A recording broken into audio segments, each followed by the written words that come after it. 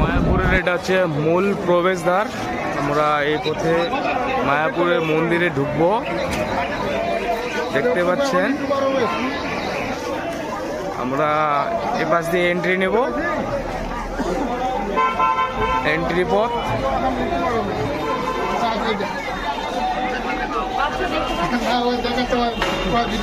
এই মন্দির মায়াপুরে এসে গেছি আমরা।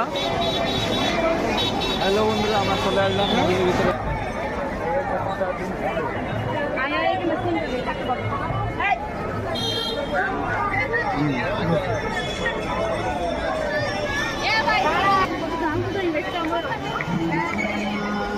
হরিনাম কীর্তন এখানে নন স্টপ।